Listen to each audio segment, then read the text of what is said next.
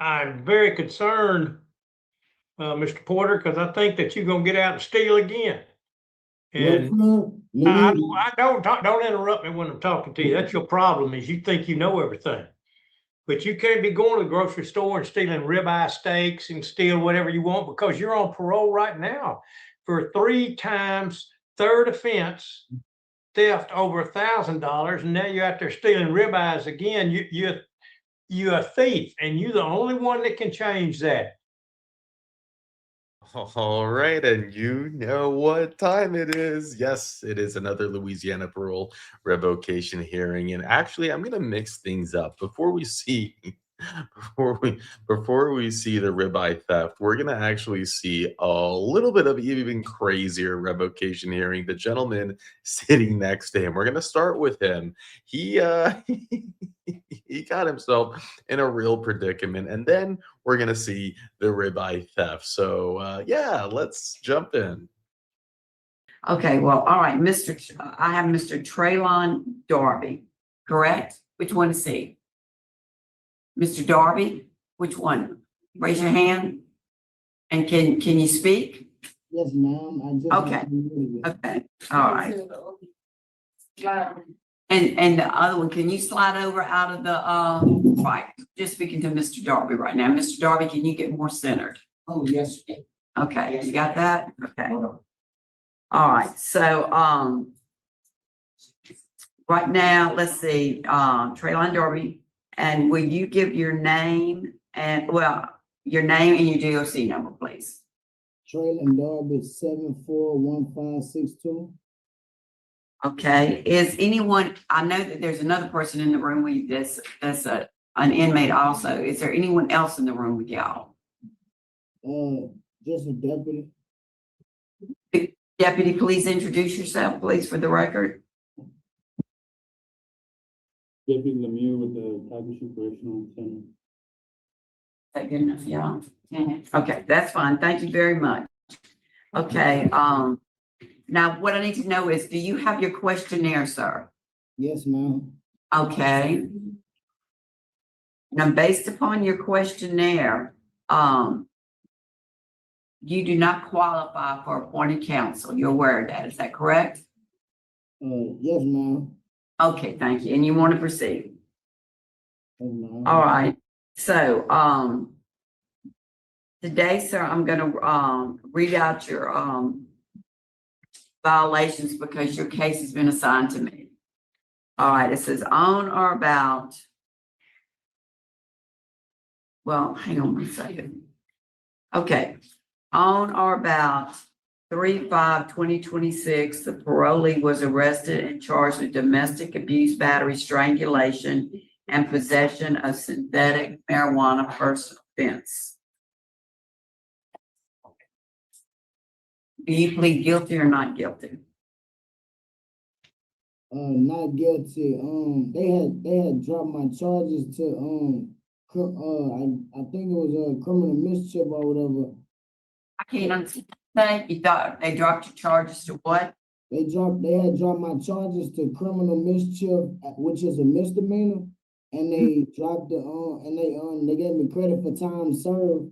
They was telling me that I was just have to come up here to the parole board or whatever to see what was going on. Okay.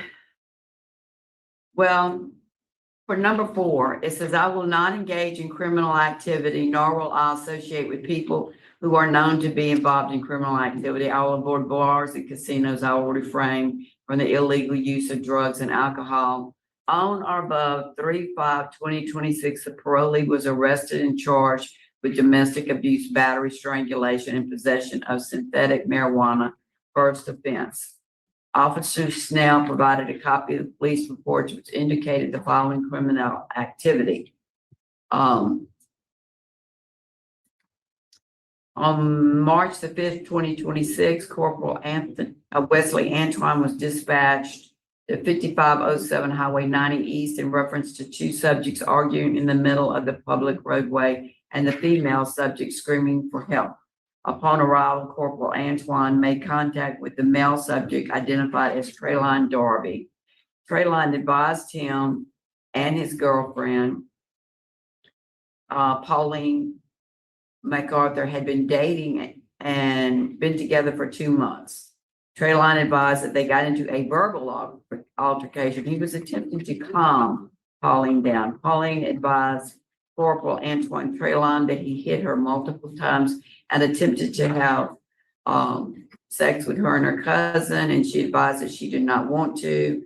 Pauline advised Trelon, then became irate, and at that time he began to throw multiple strikes, hitting her in the face and causing her lip to bust. Pauline advised that she fell to the ground, at which time Trelon placed his hands around her throat and squeezed, causing her to lose consciousness. Corporal Antoine observed multiple bruises on the victim and observed her lip to be busted with fresh blood, which was consistent with Pauline's statement. Corporal Antoine then spoke with Trelon, who advised he did attempt to have intercourse with Pauline and her cousin, but Pauline advised she did not want to. Trelon advised the bruises were left from the cousin from a physical altercation on March the 4th. Corporal Antoine then informed Trelon he was being placed under arrest, at which time Corporal Antoine conducted a search incident to the arrest of Trelon's property. During the search, Corporal Antoine located a clear plastic bag containing a green plant-like subject suspected to be synthetic marijuana. Mr. Darby acknowledged that he was present at the scene and that he and the victim were engaged in an argument. Officers observed multiple bruises on the victim, as well as the busted lip and fresh blood, which was consistent with the victim's statement. The subject's account of the events were consistent with the information documented in the officers' police report, with the exception of any altercation or altercation related to domestic violence. Mr. Darby further admitted to being in possession of the synthetic marijuana. Probable cause was established for the violation based upon the offense report and Mr. Darby's admission. Mr. Darby was advised that the facts within the offense report led to a probable cause existing that he violated condition number 4 to engage in criminal activity and will refrain from illegal use of drugs and alcohol. So that's why we're here today. So how do you plead to that? I plead guilty to the synthetic marijuana. I did have that. And I plead not guilty to the domestic battery strangulation because I never put my hands on that woman. I never came to jail for this. I never did nothing like this, no such of a kind at all.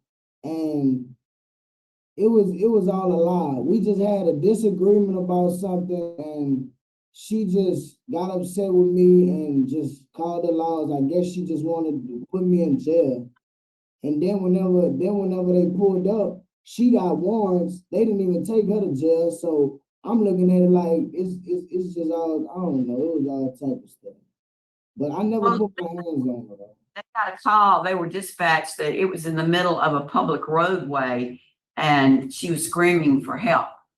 Yes, ma'am. She was screaming for help, but guess what? She was screaming for help for nothing because she was intoxicated and drunk. She was drunk on alcohol. Okay, well, she had split lip, she had bruises. Yeah, she did have split lips and she did have bruises, but like I indicated when I told the officer, ma'am, that she had gotten a fight with my cousin or whatever because she felt like I wanted to have sex with her and my cousin, and this is my blood cousin, and I'm letting her know that there was nothing like that at all, and she was doing it. And the only reason why she had a fresh bust lip because before we left the room off of Highway 90 Sunrise Inn, she hurried up and bust her own lip just so she could put me in jail because she was mad at me. Okay, and you did plead guilty to the synthetic marijuana, which is a violation of your parole conditions. Yes, ma'am. I ended up pleading guilty to it because I know it's a misdemeanor, and I could really ask to recommend a little check for that because I've been in here over 60 some days or whatever, and I had went to court and they gave me credit for time served for criminal mischief and the synthetic marijuana. Okay, at this point, I'm going to turn this over to one of my board members. Do you have questions, sir? Mr. Freeman or Mr. Prater? I don't. Okay. No questions. Okay, well, today, sir, I find you guilty of number 4 on or about 3/5/2026, that you were arrested and charged with domestic abuse, battery, strangulation, and possession of synthetic marijuana based upon the evidence from the police report. Mr. Freeman. You get Mr. Freeman. Mr. Freeman? How do you vote?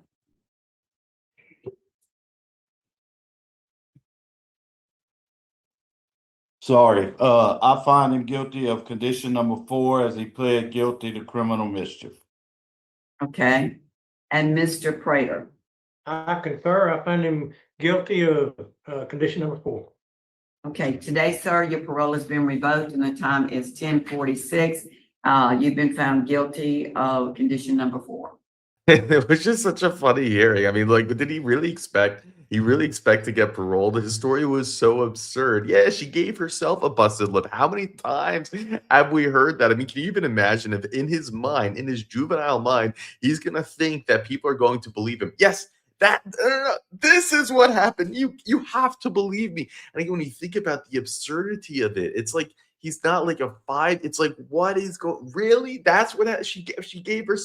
And oh no, my cousin wanted me to. I wouldn't do that. You saw Mr. Pete Freeman's face. It was kind of you couldn't help but chuckle. I mean, what would you do? I don't know how they keep a straight face as often as they do with these insane parole hearings. But anyways, I don't have any unpacking to share. Sir Richard is like ill. I didn't even, he's like really ill right now. And so send a prayer thought for Sir Richard, but I'm gonna be missing some of probably a lot of the unpacking for the segue of these hearings because of that. But I wanted to bring these to you regardless, because I wanted to make sure I had a stream for you tonight. So we're going to continue on with the hearings. We're going to go with the one who likes to steal ribeyes, and we'll jump in. Let's go. I'm going to be on the lead today for your hearing. All right. And you're going to plead guilty or not guilty, and then you can give a statement for either one. All right. The parolee moved and failed. Number 3, revise number 3. Parolee moved and failed to get permission from his parole officer or provide an updated address. His whereabouts were unknown until his arrest on 3/15/2026 by Calcasieu Parish Sheriff's Office. How do you plead on that one, sir? Yes, I'm gonna plead guilty on that. Okay, thank you. All right. Number 4, on 3/15/2026, the parolee engaged in new criminal conduct, which resulted in his arrest by Calcasieu Parish Sheriff's Office for theft of less than $1,000. How do you plead on that one, sir?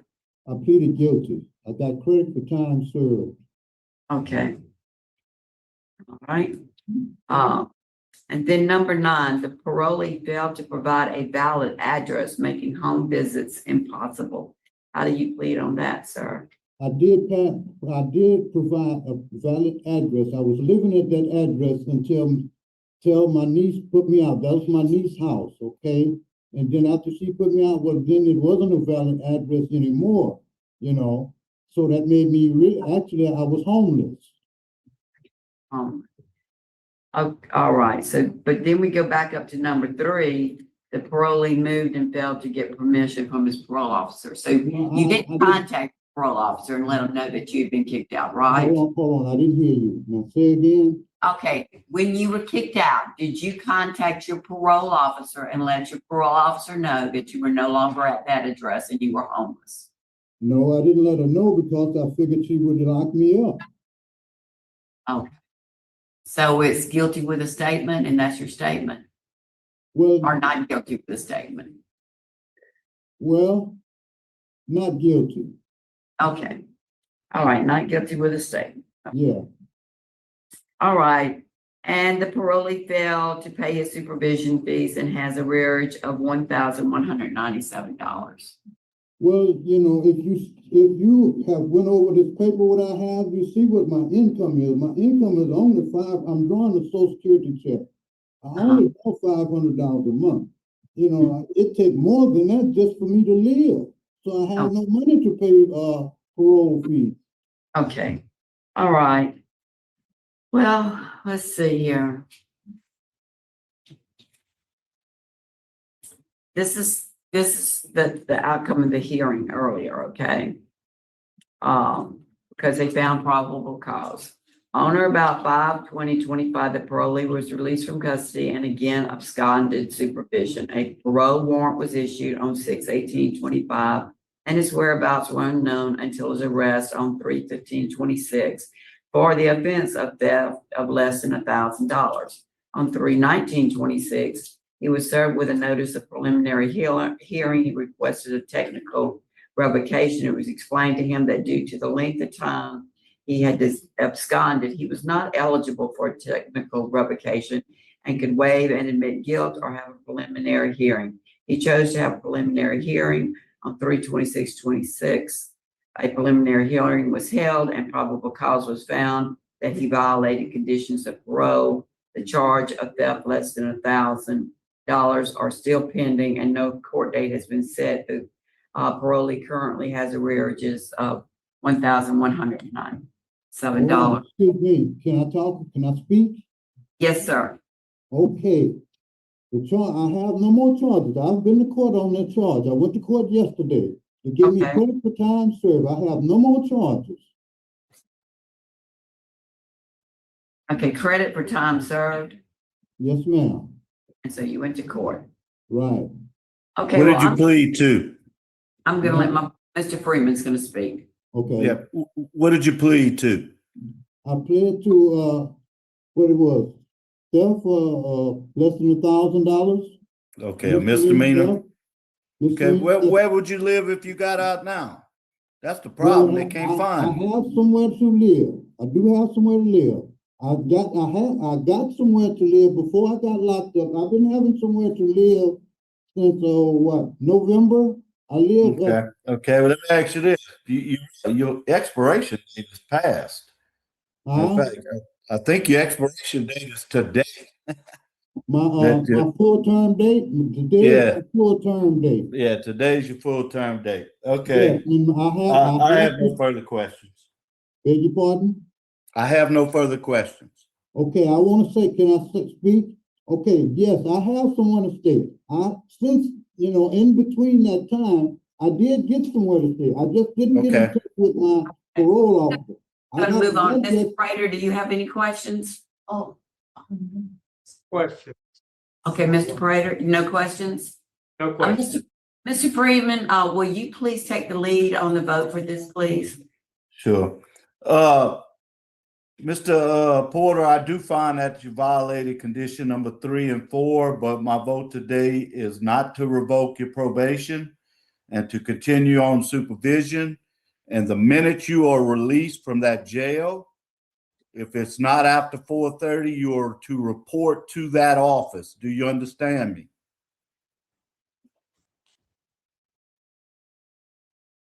I couldn't hear you. You understand? You're on mute.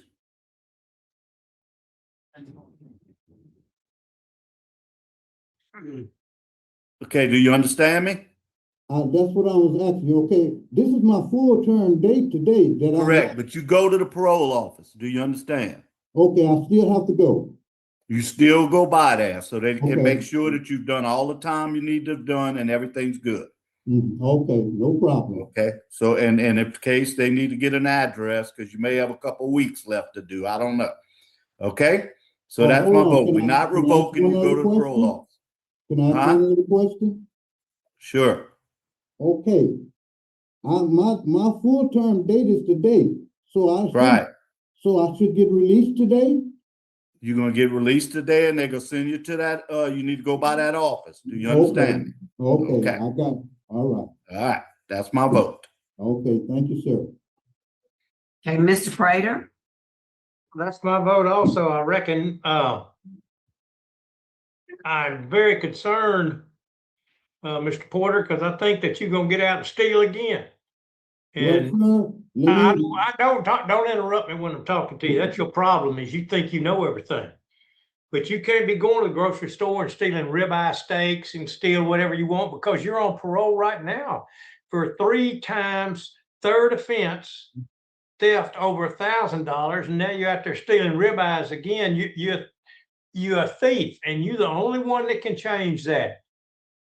And so my advice to you is, don't let us see you again. I don't know what we'll be able to do, but you're gonna get arrested again if you don't change your ways.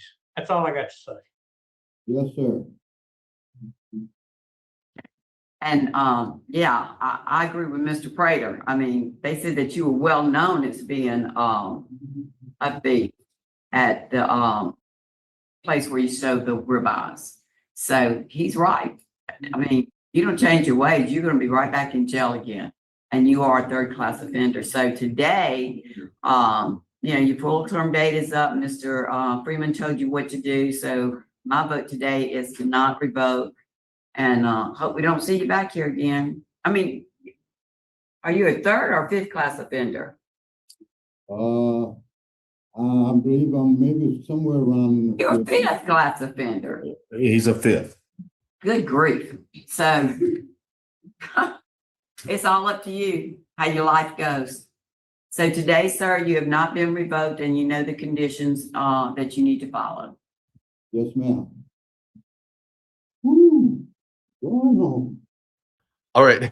So, I mean, it was like, the sheriff. You gotta love the sheriff. He's so funny, but there's nothing they could do. It's like his full-time date was up today. They couldn't hold him any longer. He's done, and they're telling him to go to the parole office just to make sure. Like, that's what Mr. Freeman was saying. Like, you gotta go, even, just to make sure that they calculated the time correctly. Now, if he doesn't show up and he's off of parole, there's nothing they're gonna be able to do to him. And the thing is, it's like Annan has the notes. I bet we'll see him again, or hope we'll see him again. And I hope we'll see him again too, but we won't, because he's done. He's done his time. He's not on parole anymore. So we're not going to see him up for a revocation hearing. We might see him in the news and arrested again. I think that that's probably going to be the case. He can't help himself. It's just he can't help himself. I mean, the guy likes to steal. And, without Sir Richard's research, I can't provide the proper information, because, like, I put the search in and an article comes up where it shows a man with the same name and in a certain year, attacked a woman at a grocery store while she was holding her kids to steal her groceries. Like, but I don't know for sure if it's him. And that's the type of stuff that Sir Richard does the research on, because you can't just Google a name. Names are so common. Everyone has the same name in many of these states, and you can't just, so you have to dig deeper. You have to find his actual jail record where it gets his personal information, and then you can derive by, in the article it says, well, he was 46 when he did this, and then you do the math and say, well, he wasn't 46 at this year, so we know by process of elimination that this wasn't the man who did the crime. But then, so there's so much investigative work that goes into the little bit of research that I share at the end of each hearing that takes so much time, that Sir Richard is such an expert at. But that's why, anyways, I'm not able to tell you. I can't give you a backstory, because I don't want to share the wrong report of someone else who has the same name that might have committed a similar crime. You get what I'm saying? But it was a funny hearing, and funny that they're sitting right next to each other. Can you imagine sitting right next, no privacy? Good thing they don't have dirty jacket. Imagine getting your jacket exposed at one of these hearings, right? You would almost, hey, if it happens, it happens, right? I mean, we have actually seen a couple like that, where someone did have a dirty jacket and they had to talk about it in a room full of other jailmates. So I can't imagine that being any good. But we're going to continue. We're going to go on to another hearing. Thank you, Annan, for recommending these hearings, and let's jump in. My name is Kennedy Jackson, 297999. All right, thank you very much. Now, Mr. Freeman is going to take over your interview. Okay, Mr. Jackson, good morning. Good Mr. morning. Jackson, I'm gonna read the violations and then we're gonna talk about them, okay? You can plead guilty or not guilty, with or without a statement. And, Mr. McGrew, if you want to interject while we're talking, let us know. If you can clear stuff up for us, we'd appreciate it. I did read everything. I think I know what went on, but we may need your clarity. Yes, So, sir. okay, let's go, Mr. Jackson. It is alleged you violated condition number 2. I will submit monthly reports by the 5th of every month till I complete my supervision. I will also report to my parole officer in order to do so. They are alleging that they could not find you, and that on March 26th, attempts were made at the residence. There was numerous attempts and they couldn't get you. Well, how do you plead to that charge? Guilty? Plead guilty? Not guilty. Not guilty. Okay. Well, let's talk about. I'm gonna go on and read condition number 3 because all of these are dealing with the same evidence. Condition number 3, I will live at the address on this certificate, but I must move from this address. I will get permission from my parole officer for doing so. In addition, I will not leave the state of Louisiana without permission. You plead not guilty to that also? Yes, sir. Okay. Condition number 9, I agree to visit at my residence or place of employment by my parole officer at any time. I also agree to searches of my person, property, residence, and vehicle when reasonable suspicion exists that I am or have been engaged in criminal activity. You plead not guilty to that? Yes, sir. Okay, let's talk about it. Where were you living? You trying to say you were living in the car? No, I'm not living in the car. I'm living at 2223 South Crusoe Street. That's my Okay. residence. That's my Okay. residence. Okay, was that the address that was on your certificate? Yes, I've been living there since 2013. Okay, well, why would they leave a card in your door and they come back 2 or 3 weeks later, the same card's at? I was at work. Listen, I've been doing this, what I'm doing right now, for 36 years. Well, you're not doing it right. Why I'm not? If I'm working, I'm 63 years old. And Did you give them evidence of work? Okay, let's move. Let me ask you this. Why would your neighbors say that you barely stay there? I don't know nothing about my neighbors. My neighbors never at their residence where they live. We never, that's a condemned trailer. I didn't know my neighbors lived in that trailer. That trailer's been condemned since Hurricane Ida. I haven't seen nobody living in there. The trailer that's live on side of me have been condemned since Hurricane Ida. Now, if anybody living there, they're living there without no license. Okay, let me ask you this. So did you ever tell your probation at one time you were living in the car? That's why you didn't see the stuff? My stuff? Yeah, that's why you didn't see the card and stuff and all of that. You was living in the car? No, this is what I told him. I saw the card. This a new PO. I don't even know who he is. My old PO that's retired or he got promoted told me I had a new PO coming. So I texted him. I called him. He never responded. Okay, but let's hear from Mr. McGrew. I never. All right, calm down. Let's hear from Mr. McGrew and see if he can clear some of this up. Talk to us, Agent McGrew. Yes, sir. Like I stated, we went to the house a few different times. One time we left a card, I believe it was on the 6th. We went back on the 18th. It was still there. We had a neighbor in the yard tell us he wasn't staying there. The sheriff's office attempted contact with him multiple times. They couldn't get in contact with him either. So we just couldn't see him there. Yes, sir. Okay. Yes, sir. All right, let's move back to condition number 4. I will not engage in criminal activity, nor will I associate with people who are known to be involved in criminal activity. I will avoid bars and casinos, refrain from illegal use of drugs or alcohol. The offender was arrested by the St. James Parish Sheriff's Office on about 3/5/26 for felony offense of LARS 15 542-1-2, failure of a sex offender to notify law enforcement of change address or other registration, and you pled not guilty. So this could be the same thing, Mr. Jackson. You say you were there, they just couldn't find you? No, sir, I'm at work at the time that he comes. Okay, all right. Where do you work? Where do you work? At that time, I was working for postcomsolution.com. Postcomsolution.com. Okay, and I'm working at Cracker Barrel. At Cracker Barrel. I've been working for 36 years. Well, why you never paid on your supervision fees? If you've been working for 36 years, you owe $8,000.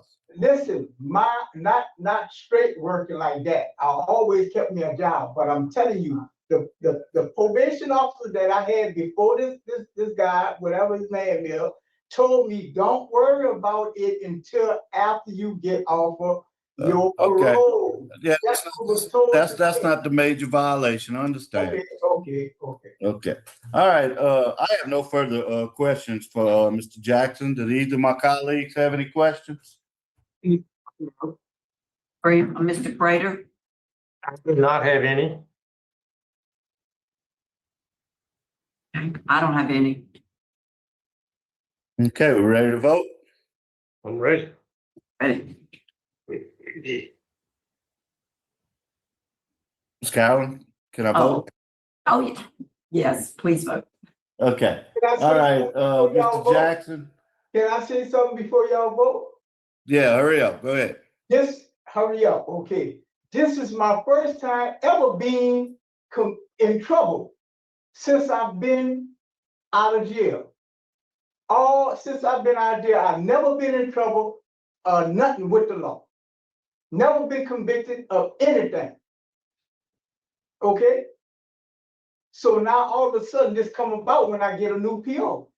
That's all. That was just a misunderstanding. Okay. I tried contacting him. I called the number when I got to work. I'm working 2 jobs. Sometimes I get up. Okay, we got you. All right, we're ready to vote now. Okay, Mr. Jackson, I find you in violation of condition number 2, 3, 4, and 9. And my vote today is to revoke. Okay, Mr. Prater. My vote is to revoke. It's in conditions 2, 3, 4, 9, and 10. Okay, my vote is to revoke 2, 3, 4, 9, and 10, and 10 because you say you work it, so you should be something. Hey, we might not tell St. James Parish that guy's up and gone. Oh, he left? Oh, He yeah. Okay, well, I want today to say it for the records. Today, Mr. Kennedy, your parole has been revoked. Wait, hold on, you gotta wait till the mail jail to come to. Have a seat, Mr. Jackson. Get ready. Have a seat. I'm the sergeant. He kind of. Well, And I think we could all share a laugh with Mr. Pete Freeman on that one. I have no idea what to say. Again, I don't have the research. I can't give you any meaningful unpacking, but I'll just get a good chuckle along with you for an S offender completely losing it and then getting that little hot mic at the end. I say, I'm the sergeant. It's actually good because in Connecticut, we know none of that happens. They just storm out. They do whatever they want. You know, there's no one there to put them into place. And, you know, and at Louisiana, at least they have these hearings in front of a sergeant or a warden or somebody.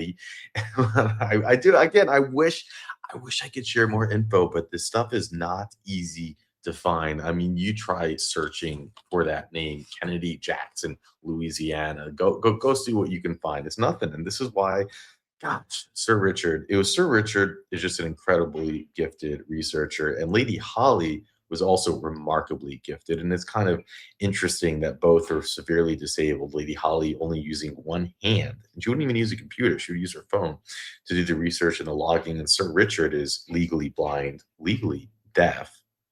He often doesn't even use any sound. He just uses subtitles.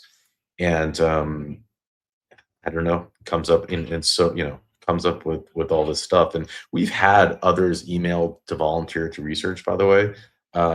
Every once in a while we'll get an email and we'll introduce a Sir Richard, and it never works out because it's a really difficult thing to do. But if it is something that you are just incredibly passionate about and a little bit crazy, um, then you can always email us because we are looking for someone to help out with Sir Richard. Anyways, we'll go jump into a bunch more revocation hearings that Annan recommended that we cover. So let's jump in. Would you like to say anything about Mr. Martin? Introduce yourself, please. Deputy Jennifer Exnecius. He hasn't been any issue here. Okay, how long have you known him? How long has he been there? He has been here, I have to get the exact dates. Okay, that's not just Couple of months. couple months. Okay, that's good. Just something like that. Okay, at this time, your case is being handled by Pete Freeman on our board, and he's going to take it over with asking you some questions and continue the interview. Okay. Okay, Mr. Martin. It's alleged you violated condition number 4. I will not engage in any criminal activity, nor will I associate with people who are known to be involved in criminal activity. I will avoid bars and casinos. I will refrain from the illegal use of drugs or alcohol. It is alleged that you engaged in criminal activity by committing offensive charges of simple battery, simple criminal damage to property, and interfering with emergency communication, as evidenced by your arrest on 11/4/25. How do you plead to that charge? Not guilty.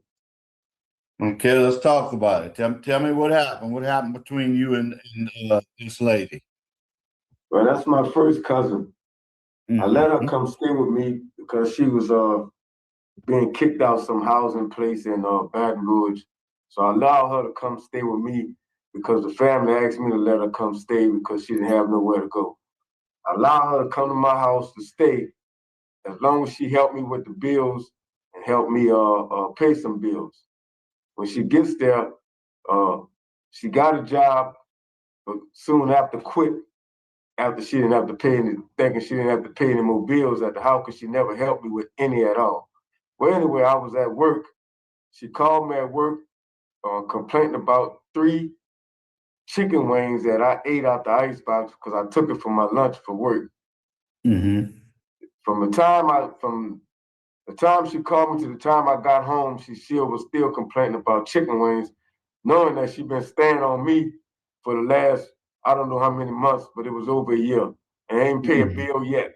But anyway, the long story short, she went to fussing about the chicken wings. So I went in the kitchen to get my key that I had just gave her because I said she don't need no key. She got to get out of here. So I went to get the key and I moved her tablet to get my key. And the lady grabbed my hand and I just trying to stop me from looking under the tablet. And I let go of the tablet and the tablet hit the back of it hit her eye like that. And I put it back down. But mind you, the tablet was broke. Her phone was broke. So she had no way to call the police.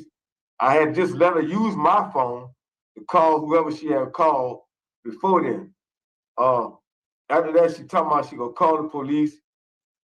She gonna send me to jail. It's been going like that forever. But anyway, I called Miss Hyde and I told her to come get me. She came over there immediately after it happened.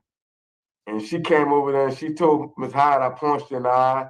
And Miss Hyde looked at her, examined her. I called Miss Hyde and her daughter came over there.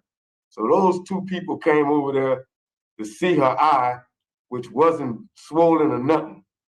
Then she ran to the neighbor house, Miss Moore, Miss Gail Moore. She I don't know why she's not here, but she's supposed to be another witness for me. But anyway, she was supposed to be here too, but she seen her and she said, "Well, ma'am, I don't see nothing wrong with your eye." She went crazy from there. Well, from there I left the house. I never slept at the house at all. From what the police report saying, I slept there. I went to my room. I never slept there. I left there. there was a restraining order on me at my apartment, who prevented me from going back to my apartment. So I was staying by Miss Hyde's house from that time on up till I got arrested in March. Okay. All right. You know, and then I'm gonna get Miss Hyatt and Miss Blanchard to they're here to speak on your behalf. I'm gonna go to them later. Yeah. But let me just you know, I wanna hit on what the other side of the story was, that y'all fighting over a remote. No, man, no, sir. We was not It fighting was over all remote. over the chicken wings. I It's saw it, all- I read it. Yeah, she's always this like I said, why would I want to fight her over my remote in my house? You know what I'm saying? It's not nothing. I got you. It sounds like a toxic situation that needs to be remedied. Yeah. Okay. And what about your fees? Why you wasn't paying on your fees? Well, my overhead was more than what I was making a month, sir. So, and then I called down to your office and I was told that I was on probation and parole. I was also told again that I was supposed to be going to the parole board, probation board for this hearing, but now I see myself in front of the parole board. I got the veterans, because I'm part of the veterans, so I got them to call to find out what I was on. They told me the same thing, that they told them I was on parole and probation. I couldn't afford the fee because it was more than $100 and something a month. I couldn't afford that. So I couldn't afford those fees. Okay. And where were you working at? Divinity Construction. How long you'd worked with them? 3 years. Well, you still got that job if you get out? Nope. Okay. Excuse me. Okay, let's hear from Miss Bailey Hyatt. Hi, how are you? Good. Tell us what you want us to know, Miss Hyatt. Okay. John has been my neighbor for about probably 3 years. And at first it just started with my son and I always play outside. So we kind of got connected that way. He came and introduced himself to us. And so we kind of became friends from there on. I'm a single mother, so he's been a really big role in my son's life, very helpful. If I ever need anything or just need a vent, he's always there. So we got close. He has a very kind heart. I eventually, probably about 2.5 years ago, invited him to start coming to church with my family. We go to a church called House of Prayer in Thibodaux, and so they do Wednesday church, and it's called Path of Life Recovery, and I found it very beneficial for me. And so I started bringing John along on Sundays and Wednesdays, and making a lot of friends there, and we really enjoy it. I think that's kind of something that we enjoy doing together, and it's a lot of fun, and it's a really good church. And he's always willing to help somebody out. I mean, anything with my house, if I ever need any repairs, anything that I think he's able to do, if I ask him, he's more than willing. As far as cleaning the yard, or if I go away on vacation, he'll happily come here and let my dogs out. Now, with this situation with the lady that had filed all this and done all this, I mean, I've seen him countless times, time and time again, help her out, and she's just a very unique individual. I think you can't help her much because she'll drain you dry if you allow her. And, I've tried to help her and, be friends with her, and she's attacked me twice. And so that was something I kind of had to separate myself from that. And that was a conversation John and I had. I think that you're too willing to help her out, and you can't help everybody. You can't. And time and time again, he tried and gave her a chance. And I think, just when it came down to it, she didn't want to be told that she couldn't just sit in the house and not have to work and not have to help it with anything. And she would always say, if this doesn't work out how I want it to work out, I'm coming after this person, any situation that made her angry. But I've just seen him, time and time again, try to help others. And he's been a really great friend to me. And it hurts to see him in a situation like this when I know it wasn't anything that he purposefully did to hurt her. Okay. Thank you, ma'am. We appreciate you coming on. All right. How about Miss Tanya Blanchard? Hi, this is Tanya Blanchard. Okay, Miss Blanchard, tell me what you want me to know about Mr. Martin.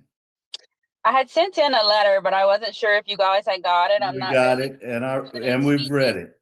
Okay, that's kind of what I was going to go over and read it. If you hadn't gotten it. No, ma'am, we got it. And like I said, we have read it. So Okay. if you want us to just take your letter as your statement, we will. Let's see if I don't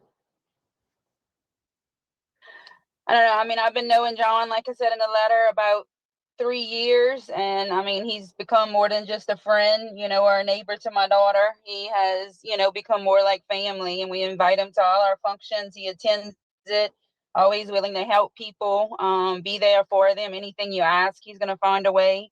I mean, he's a great employee. I'm really sad that, you know, he may or may not get that job back. I'm sure because of his great workmanship and employee that he was. Hopefully they hire him back when he comes out, because he was an essence to that company.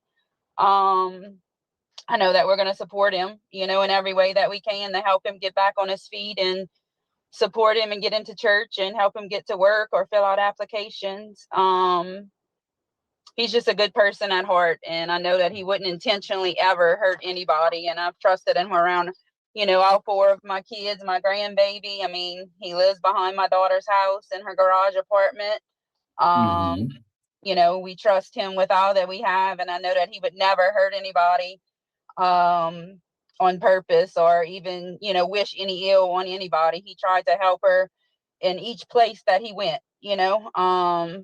Bailey even tried to take her in once when her and John got into it, once or twice. And that's the time she referenced Shannon attacking her. And after that happened, I was like, okay, she got to go, because, you know, it ain't going to end good if she puts her hands on you. So she's just, you know, I don't believe anything that she says. It's always with a vindictive, you know, manner behind it. It's not anything good. Okay. Thank you, ma'am. We appreciate you calling in. Yes. All right. I have no other questions. Do my colleagues have any questions? I got one more thing, Mr. Martin. Yes, sir. Would you want to go to work release to have a job?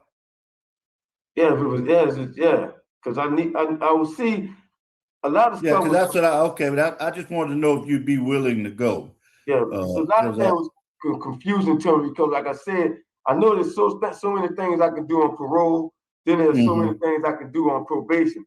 So it was confusing. It was confusing to me how I can move around. I got you. I just trying to find you a job again is what I'm really trying to do. Yeah, because I need to get a TWIC card. That's what I really need. Well, they can help you with that also. Your parole officer should be able to help you with that also. Okay, I have no further questions. Thank you, sir. Any comment, thing from my colleagues? Questions? No. I do have a question. You said that the place that this lady is staying is your place. Yes, sir. Yes, ma'am. So if you don't go back there, she just gets to stay there, and you just rent ends and stuff like that, and you just. When I left there with Miss Bailey that night, ma'am, when I left everything. I never went back to the apartment to get a couple of things, but I had got the Food Parish Police to escort me over there. I got a couple of things, and I just left everything in the apartment. All my stuff, I just said, you can have it. I don't care. I just don't want to be around you no more. And that's what she's gone now, though, right? And she's not in. Yeah. Oh, yeah. Everything gone. Okay. All right. That's straight and set up. So I don't have any questions. I was wondering about that. I do have a question now. If you are allowed, if we don't revoke your parole, can you go back there and stay? Well, that apartment is gone, so I'm staying by Miss Bailey's house in the garage apartment that she has. So she allowed me to stay there. Whose garage apartment? The lady that spoke. Oh, okay, Bailey's. Okay. Yes. All right. So you got a place to stay if you get out. Where are you going to go to work if you get out? Like I said, I was trying to get a TWIC card so I can go off on one of these boats or something, man, so I can go ahead and get me a job, because I need a job as soon as I get out. I need one. Real talk. Because what Mr. Freeman's talking about is we can, in lieu of revoking you, we can have you go to a work release facility where you are work and you get a paycheck and it goes into your account. Is that what you're willing to do? Well, if that's what y'all see fit possible for me, but like I said, I would want to try because I need to go. I won't get out of here. I don't need to be. No, I don't. I want to go to work release. I really do. I really do. Okay. Like, I don't have any can't. other. I won't because I'll be able to have to pay 65% out of my check, and that's too much. Yeah. Okay. Okay. I Thank have you. no other questions on. Okay, Mr. Freeman, it's your case. You would vote first, please. Okay, Mr. Martin, there is no more pending charges, right? All of the charges are gone? Well, I got to go to court next month, so for no, she haven't been going to court, so I'm more than 30 gonna throw it out. Okay. Well, that puts work release up. Okay. I'm ready to vote. Okay, Mr. Freeman. All right, my vote today is going to be to do not revoke. Because he can't go to work release with the pending charge. So my vote is going to be to do not revoke, that he go back and live at that apartment by Miss Bailey's, and that he's to have no contact with Shannon McKinley. Okay. Okay, Mr. Prater. Concur with that, do not revoke, and do not have any contact with that his relative. Now, if she comes over, No. you need to call the police right away because Exactly. it's she'll claim that she's got a restraining order and you there. Don't let her come live with you, Miss Bailey. Don't let that Never woman again, live in your. Mr. Freeman. Never again, Mr. Freeman. Never, ever. Okay. That's my vote. Okay. That's my vote. Okay, well, I'm just going to concur with my colleague, Mr. Freeman. So as of today, sir, your revocation has not been revoked. And you heard what his conditions were. You stay away. And of course, you're very adamant that that's not going to be a problem. So good, that won't be a problem. So that's our recommendation. Yes, ma'am. And the time is 9:33, and we're signing off at Lafourche Parish Jail. Ma'am, oh shit. I want to ask. They lifting the hole? Yes. Okay, thank you.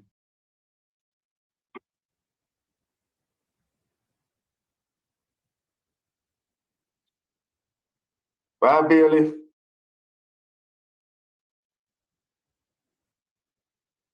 I gotta tell you, the whole thing with the chicken wings, you just can't make it up. It's like imagine if you had to be a screenwriter. Say like, okay, guys, we're gonna do a skit. It's like Saturday Night Live. Let's go make a crazy reason why you'll end up in jail facing the Louisiana Parole Revocation Board, and that's the script they come up with. But I gotta tell you, I salute the decision by the parole board. I don't know what he did again without the context of Sir Richard. It's hard to know what's going on, but it's the support did a good job. I love that they got up there, and that's the difference. Someone who I think that I do believe it. I do believe that he is the person who he says he is. I know we did the cheesy music because we just kind of had to at that point, but we're so accustomed to family members or whatever saying like, oh, this person's so great. They take the shirt off their back. But you had two women who were his neighbors that actually went out of their way to do this. And it felt 100% unforced, 100% genuine, 100% authentic. She's even offering him a room for him to stay in, which is remarkable. I love it. I love that. And I think that he earned that through his character, right? His character being a neighbor. He's probably, he built real relationships. And I do think that this woman with the chicken wings, whatever she is crazy. And I think this is a good example of what, of karma, right? Good deeds coming back. Whereas how many people revocation hearings do we see? No one shows up in support unless it's some crazy, wacko person who's has got like, it just wasn't that case. It wasn't that time. This was good. This was a good feeling hearing, I think. And now, anyways, we're gonna switch it up. We're gonna move to parole hearings, not revocation hearings. It's the same day, same docket, but it's gonna be parole instead of revocation, and they get more intense as they go. So let's jump in. Kalob Scott, 746 069. All right, that's fine. All right, Mr. Scott, I have that you are a second-class offender and that you are charged with carnal knowledge of a juvenile. Your sentencing date was August 23rd, 2022. And you were sentenced to 5 years, and your parole date is May 28th, 2026. Good time date, you're not eligible. Full-time date is June 29th, 2027. And is all of that correct, sir? Yes, ma'am. Okay. Now, today your case is going to be handled by Mr. Wait a minute, let me get over here, Mr. Prater. So he's going to take over now. Thank you. Okay, thank you. Mr. Scott, Yes, sir. can you take that mask off? I need to see your face. I can't see your mouth or anything. Do you? I don't think you need that. You're in the room by yourself. There you go. Okay. I noticed, and I need to find out, you're asking us to let you out early, basically on parole. You're gonna get out in a year anyway. You had a 5-year sentence for carnal knowledge of a juvenile. You served 4 of those 5 years. So I want you to tell me what you did to get yourself there and what you've done since you've been in prison that's going to make us lean towards giving you a parole. Well, sir, I started out with messing with talking to an underage female, and that got me incarcerated. And since I've been in here, I took the sex offender treatment program, and I took substance abuse, anger management, and that's currently all I did. I also got closer to God. Been praying for forgiveness. Try to do it the best that I can. Okay. I appreciate that. You're a second-class offender. I noticed you also were charged with, let me see here, you were charged also with 2 other charges at the same time. One was involving juveniles, and one was possession of a firearm by a felon. Did those charges, you were charged with that originally, is that correct? I was only charged with one of those. The other one was for somebody else. Okay, well, it's listed on your rap sheet, but you didn't get charged in anything to do with pornography. Were y'all filming this event? Was anybody filming it? Yes, I did. Okay, but you were never charged with it. No, sir. Okay, what about the firearm? Was there a gun in the car? No, sir. So you don't know anything about the firearm? No idea. Okay, well, I've got some other questions, and I know the panel has some questions also of you, but I noticed that your mother wants to say something to us. Is she available? They're here. They're in the headquarters. Okay, well, let's hear from Miss Darlene Scott. I think she's the only one that's going to be speaking. Felicia Simone is there also, but I don't think she's going to be speaking according to the sheet that I have. Ms. Scott, would you introduce yourself and talk to us about your son? Yes, my name is Darlene Scott. I am Caleb's mother, and I just want to say a little bit about my son. This was something that was a bad decision. This does not state who he actually is. Caleb was brought up in a very good home with good surroundings. He attended local New Orleans School for Creative Arts for 2 years during high school. Since the time that he's been there, he has matured a whole lot. I've heard the differences in our conversations. Those things are different. Also, he has a strong family support, not myself, but he has family and friends. Several of us sent letters and written to parole board stating our position. our support for him and the support that he will have, once he get out. Also, myself, I am the, administrator in my church. And, my pastors are, Sean Harrison, who is currently now the deputy director of New Orleans, deputy mayor of New Orleans, who will be a mentor to him once he returns and gets out home. So he has that support system that he would need to help him do better. And like I said, I've noticed a change in his voice, the maturity in the conversations. His faith has increased, and he realized that the choice that he did make was not a good one, but it also does not define who he is. Thank you, Mom. I appreciate that. And well said. And we thank you for taking the time to come to headquarters and talk about this. Appreciate it. Okay. Is that everyone, staff? Is that everyone that's going to be speaking? Yes, that's who we have here. That's correct. Okay. All right. Well, let me ask a couple of questions, then we'll turn it over to the panel. I noticed that the girl that was involved in this, the juvenile, was 16 years old. How old were you at the time? I was 25 years old, sir. And did you know how old she was? No, I did not. She only told us that she was 19. Okay. And just, I read this in the report, when the police showed up and y'all were all in the car and in different states of clothing or disclothing or whatever the word might be, they asked her how old she was, and she gave them a 18-year-old birthday also. Is that correct? Yes, sir. She So also told them that she was of age. Okay. And so y'all didn't know that she was not of age. No, sir. Okay. And let's see here. The one thing that bothered me, Caleb, and I want to get to the bottom of this because it's important. You got a little bit of a history. You got a simple battery in 2016, but I noticed you had a sexual battery in 2018. And that's what's got me hung up a little bit.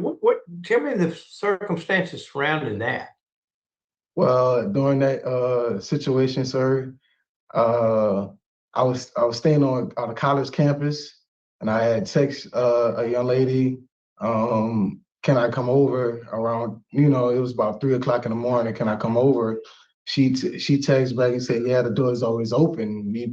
We was playing Uno, and stuff led to other things. And then I guess she just got up and left, and her roommate came on and asked me to leave. So I was like, then when next thing you know, I wake up with the police knocking at my door, asking me to what's my name, put my hands behind my back, and then I'm confused. They're trying to get me to. They're asking me what's the craziest thing you've done in the last 24 hours. I'm like, I don't know. I really didn't do anything. So I mean, she was giving me the impression that she was leading. She wanted to have sex. She was leading me on.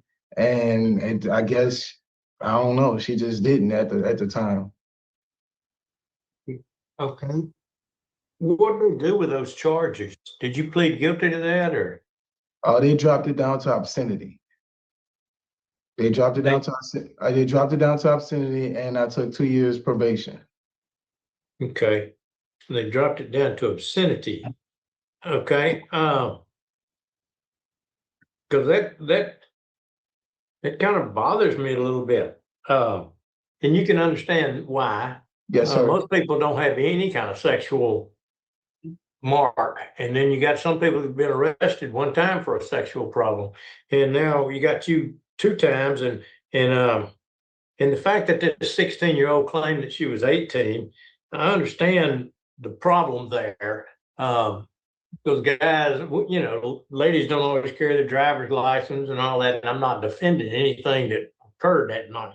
So, but but you got that on top of this other thing.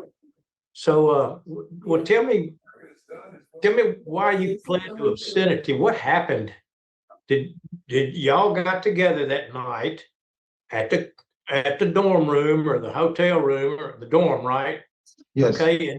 and what went on? I mean, did y'all have sex then? Is that? No, we did not.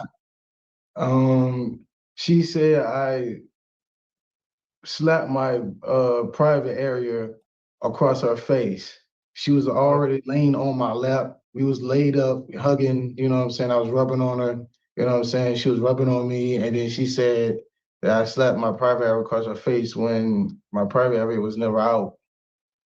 So it was like, okay, well, they dropped it down from sexual barrier to obscenity. It was like, okay, we gotta figure out something.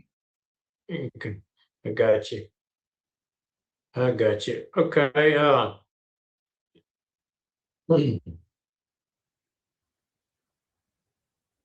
right, that's, let me make sure. And there was no gun in the car, so I don't know where that came from on the report. But there was no indication or allegation that you used the gun. I'm not suggesting that. I was also aware of that when they told me that there was a gun. I was like, I don't own a firearm. I never did. So I was kind of lost on that one myself. And they didn't follow through with the charges either. I noticed No, they did not. it was just on your rap sheet, and nor did they follow through with the pornography involving juvenile. That sounds, yeah. So that's not part of it either. That's all I have. I'll turn it over to the rest of the panel to ask any questions they might have. Thank you. And Mr. Freeman? I have no questions. Mr. Prater asked the only thing that I wanted to look into, and you did complete all 4 phases of sex Yes, sir. offender treatment. It only Yes, showed sir. 2. Yes, Okay, sir. that was the only thing I wanted to clear up. Okay. And I also want to note that you did score a 3 on your static 99, which is moderate. Yes. Okay. I've got a question coming back to the child. I know for what'll happen that there's plea bargains, that they drop things that they did exist and everything. So why would they have mentioned that? And what was the age range of the child? She was 16, and they only have to prove that I was 4 years older than her. But that was about you videoing her only. There wasn't like any child they found in other areas or anything like that. No. Just no. that. That Okay. was just that. No. Okay.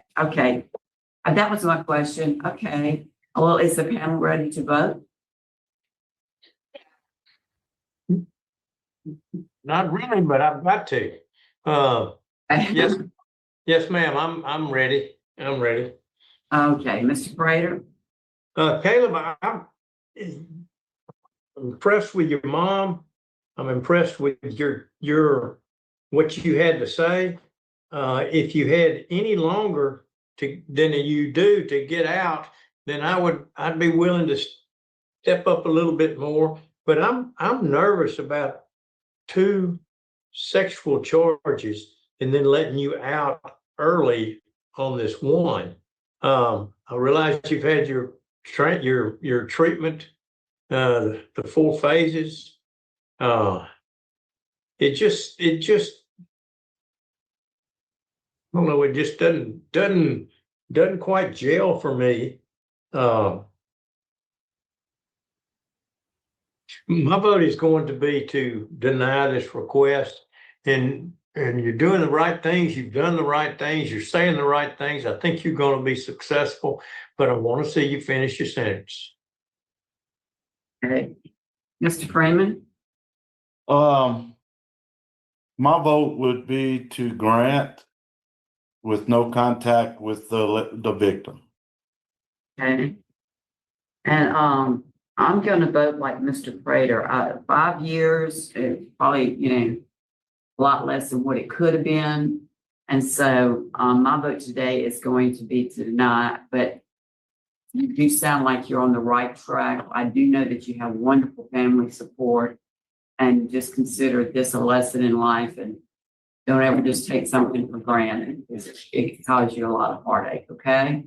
So today, sir, you're You've been, your parole has been denied and the time is 10 o'clock. Where there is smoke, there is fire. You're going to get 2 convictions. You're going to get 2 things in your record, one with a 16-year-old and then something with the college. I mean, it's like, look, you're either the unluckiest guy in the world or you're finding yourself in these situations intentionally and there are other things going on. I'm just always going to err on the side of where there's smoke, there's fire in these situations. You know, had this been the state of Connecticut, he wouldn't have gotten any prison time. He probably would have gotten a slap on the back and like a good slap, like a good boy, you know, so, oh, you've done great. I mean, for sure, he would have gotten parole. They would have gone with the argument of, we need you to have under extra supervision when you're on the outside because supervision in prison isn't good, but outside of prison, extra good. Now let's release you. And yeah, I mean, I wish I had more context on the broken record there. See what a big difference it is when Sir Richard is not here to put in the work. We just don't have the full story. It sucks, but I had to get these hearings out or I wouldn't be able to, you know, there would just be no hearings for you. So we're doing it. And I think that it was good. I'm happy. I'm not regretting doing it as much as I wish I had the research. And that's because it really shows the value of that little bit of research that I go through every time the Sir Richard finds. It really does. It's the explanation point to, you don't really know what you have until it's gone. And again, I tried. I'm not being lazy. I tried searching for it. It's not simple. You can't find it. It's not just a Google search. There's a science to it and a process, and he has mastered it. And anyways, let's go see this one. It's got my favorite ADA, Tracy Barbera. I really do admire her greatly. And we also have the ADA Taylor there. So you know that this is probably a pretty serious case. I'm not sure what it is yet. And recommended we do it. Let's jump in. John Jones, 341-723. Okay. I'm going to read some information and then you'll tell me whether or not it's correct concerning your sentence. Okay, you are an offender class, 3rd felony offender. And then, committee on parole has for its consideration a 50-year-old male who is classified as, you 50 years old? Yes, ma'am. Okay.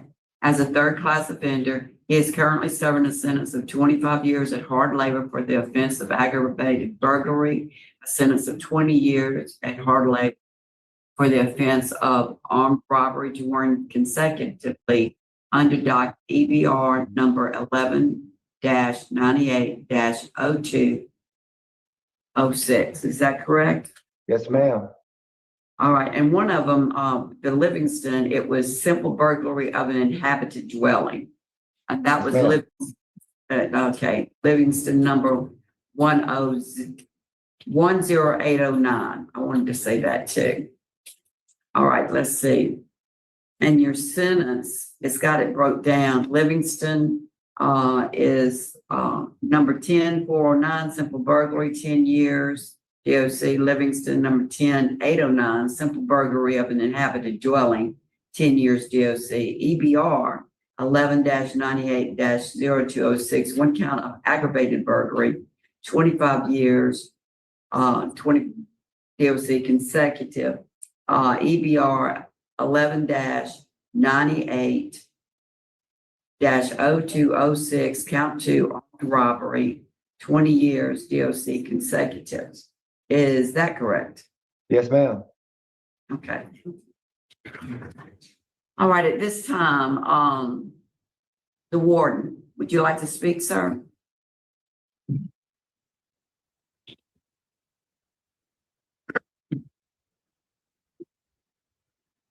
Ma'am, good morning. Hello. You introduce yourself, please. This is Warden Edgman, the warden of Riverbend Detention Center. Okay. And what would you like to say? I'd like to say, I've been knowing him for a little while now at prison here, and he do a lot of good work for us and haven't been getting in trouble here. And I think that if he get opportunity to go back to the community, that he would do real well out in the community. And majority of the guys that, especially the trustees that we have around here, probably about 85% of them still contact me. You know, I try to keep them encouraged.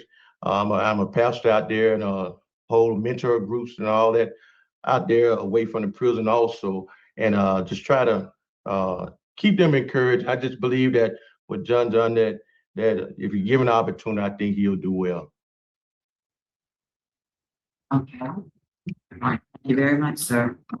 You're welcome. Okay, at this time, Mr. Jones, Yes, ma'am. tell us in your own words what happened and what brought you to where you are today. Okay, so me and my co-defendant, Robbie Walford, went to rob Miss Cindy Jones' home. Worst day of my life.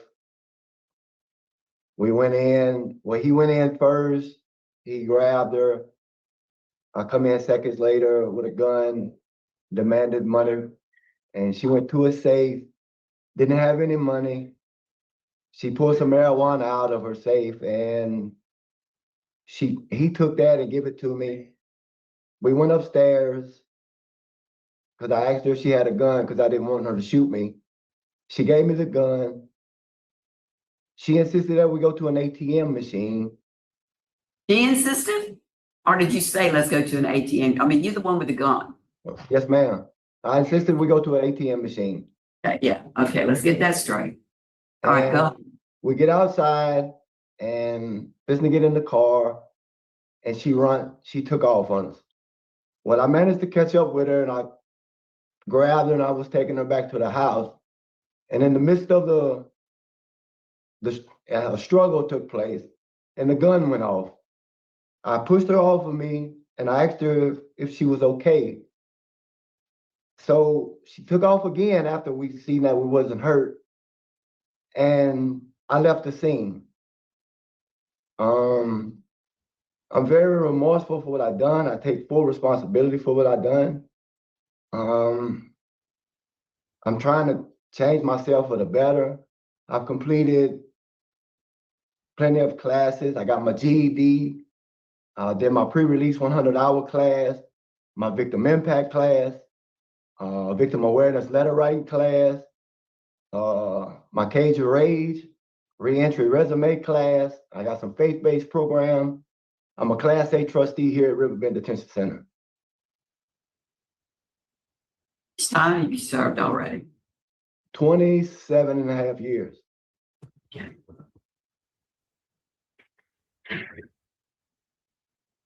All right. So you did your victim impact letter, you said. Victim accountability letter, I imagine. Well, the guy they had for DOC here hasn't showed back up, so I wasn't able to write a formal letter to the victim. So I've completed the class of the victim impact. And okay, about that class. Ma'am? About that class, victim impact. Yes, ma'am. About that. You never know what you put a person through when you're on the outside.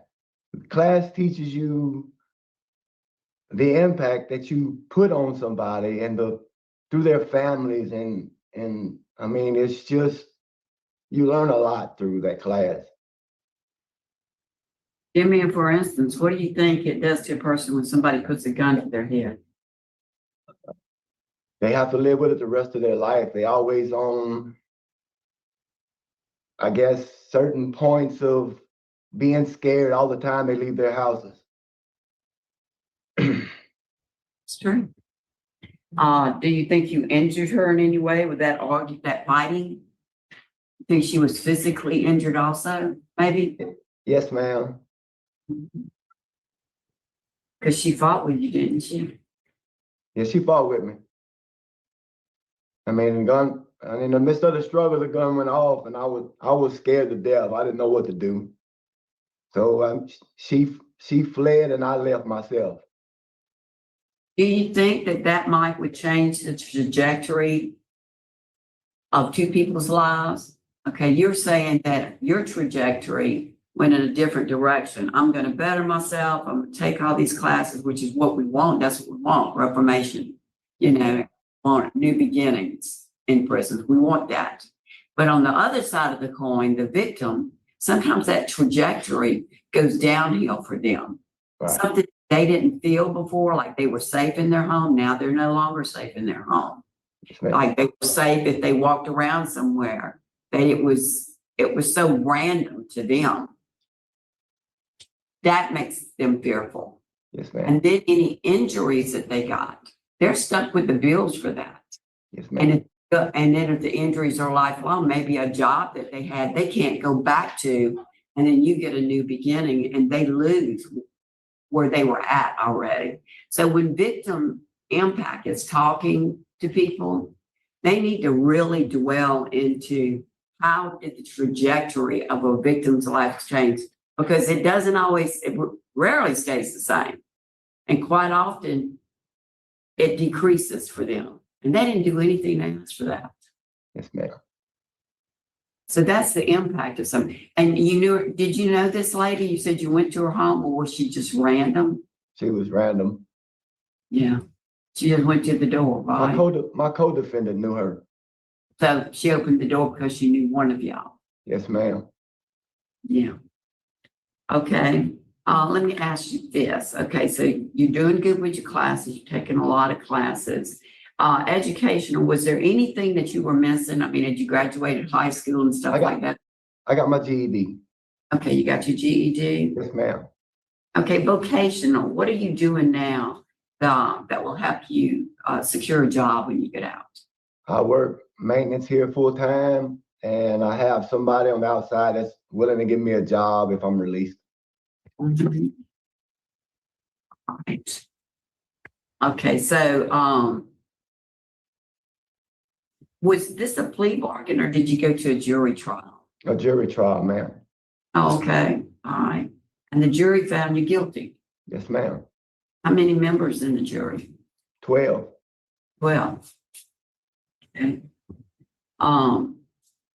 So you have a lot of opposition as far as law enforcement. Some of them are here today to speak. So you need to be aware of that too, okay? Okay. I also have support. You've got, the Louisiana Parole Project. They're in support of you. And then you got family, friends, and they're all going to be Zooming in today. So let's see, where do I go from here? I got the warden. Now I'm going to go to supporters. Anything else you want to tell me? I don't want to cut you off. Anything else that you'd like to add that maybe I've not asked? I just take full responsibility for my actions. I'm sorry for what I put her through. Nobody has to go through that in life. I mean, I wish I could change it, but I can't. And I'm just trying to better myself. Yeah, and we want that. That's the whole purpose of all those programs. I'm so grateful that they have them. But like I said, when somebody teaches victim impact, they need to teach it. Sometimes the victim doesn't stay the same, and they don't soar like an eagle, Man. And maybe they were moments before that happened to them. Yes, That ma'am. may have trajectory and it changes for life. So I don't know. I used to teach victim impact, and so because I was with victims, so I saw how everything changed in their life, and it's sadness. Sometimes a lot of sadness. Okay, so right now we're going to call on who would like to speak first? Would it be the Parole Project or the family members? All right. Well, Miss Reagan, what would you like to say for your fiance?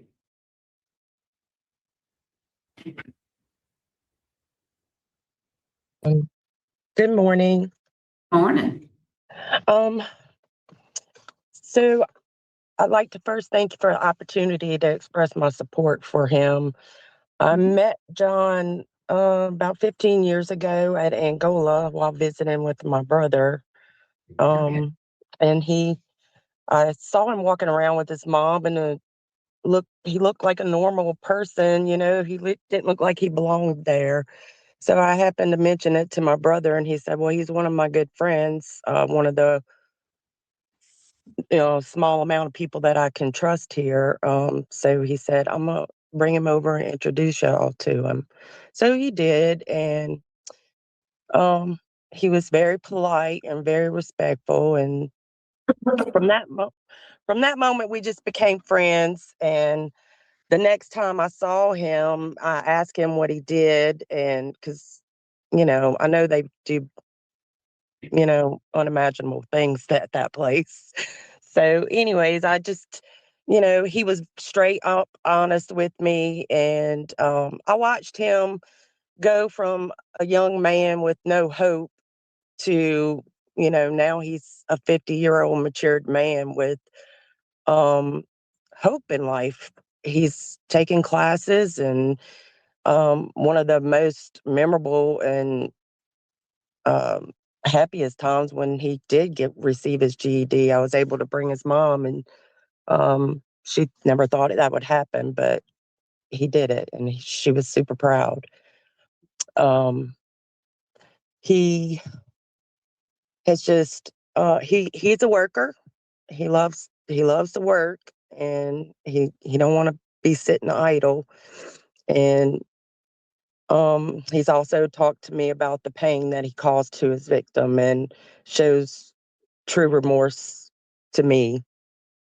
And he's very sorry for what he did. He said he wished he had never made that decision, but he can't take it back now. So all he can do is move forward, and he's been doing the best he can at the detention center, and they've been pretty good with him, giving him a good job where he can do maintenance. And I just respectfully ask you to give him an opportunity at building a meaningful life. And thank you for your time. Yes, ma'am. Thank you for joining us today. We appreciate it. Okay. Chance Price.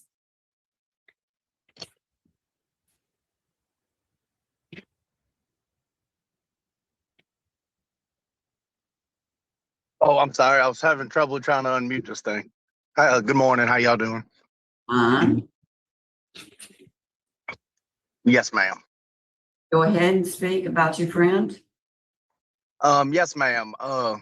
I'm actually a piping superintendent by trade, and I own my own lawn care business. And I've been close friends with John for many years, and I'm the one that's willing to put him to work as soon as he gets out to help him get get used to normal living and get back into the job force. Okay. Right. Anything else you'd like to say? I really think he's a good guy. Even from the inside, he did a lot of help with me, like talking with me when I was going through issues with my wife, getting the older man's perspective. He actually gave me a place to stay whenever we were separated for a little while, He was always there for me when I needed him, and I want to be there if he's granted the opportunity to be there, to be out of prison. I'd love to help get him a job and get him back into the workforce. So y'all knew each other before he went to prison and were friends. Is that what happened? And then I was very young. His parents and my parents were friends. We're like family friends, but I was younger, but we've always knew each other. Okay, all right. I was just wondering how that went. And so you got the job offer. Yes, ma'am. I'm actually a superintendent with a construction company, and I own my own lawn care business on the side. So either or, I'm trying to get him in the plant with me whenever he gets out, and then help me part-time doing the lawn care. Okay, all right. Thank you very much. Did you want to say anything else? Was there anything else you'd like to say? Oh, ma'am, I just appreciate the opportunity to hopefully help him get out and get back to life and make some of himself. Okay, thank you so much, Mr. Price.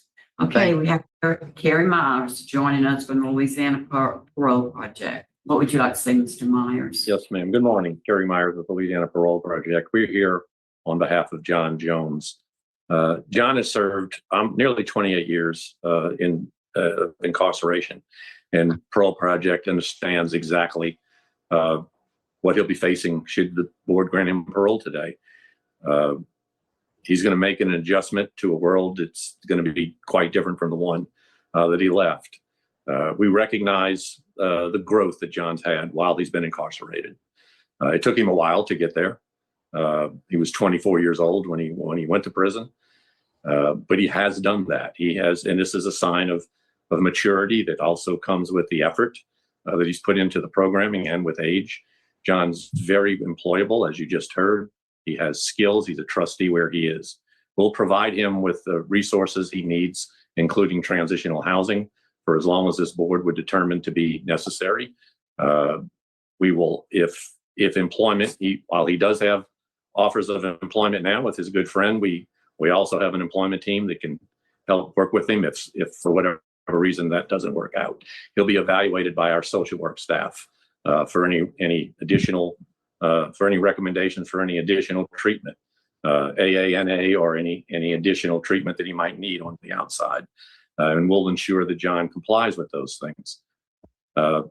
He'll get instruction and mentorship in finances, in technology, in social skills, the things that he's going to need to adapt and succeed once he gets out.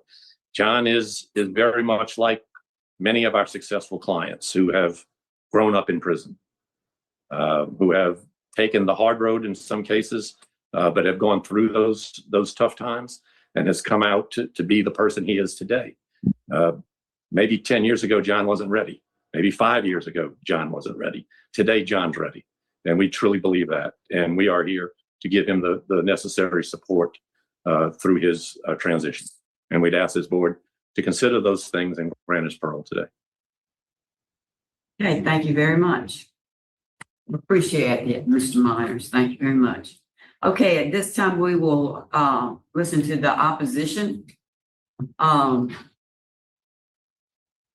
Who would like to begin? We got the 21st JDC, which is Miss Alexis Taylor and Catalin Costa.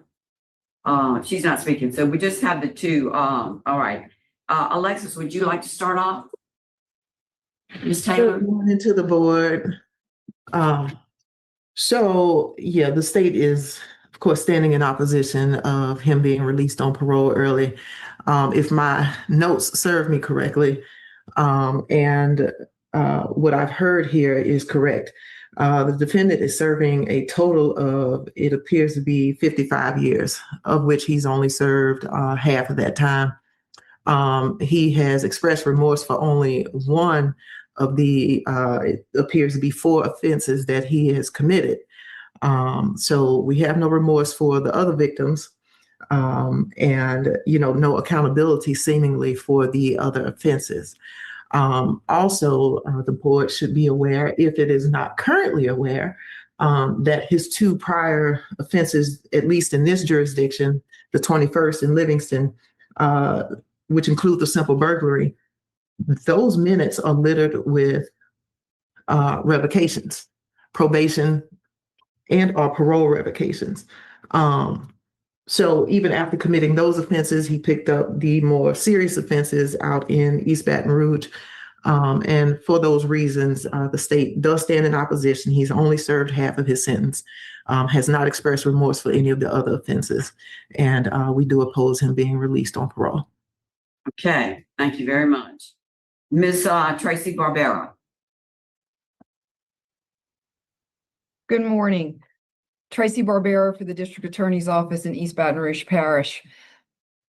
I would also like to bring up the fact I appreciate Ms. Taylor's comments. I can scratch those things off the list of the things I wanted to make sure the board was aware of this morning. I'd like to bring it back to his January 2022 parole hearing, in which he was trying to explain the write-ups that he received. And he said that, he got those write-ups because he never thought he'd have a chance to see society again.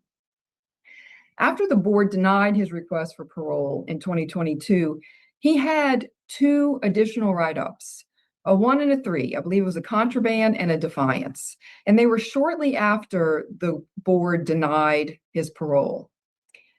That is not the sign of a man who has matured and who is accepting accountability. He got an answer he didn't like, and he reacted by violating rules. And this was in a controlled environment. People's actions are louder than their words. So for him to respond that way while incarcerated, I cannot help but wonder how he will react when he eventually is released in society and things do not go his way. Because the reality of the situation is based upon his criminal history, and the Parole Project does wonders helping people, but he will reach a point where things will not go his way. So if he responds like that in prison, what's going to happen if and when he is released? I believe this parole eligibility is still pursuant to Act 122. And I would ask you, look at his supervision history.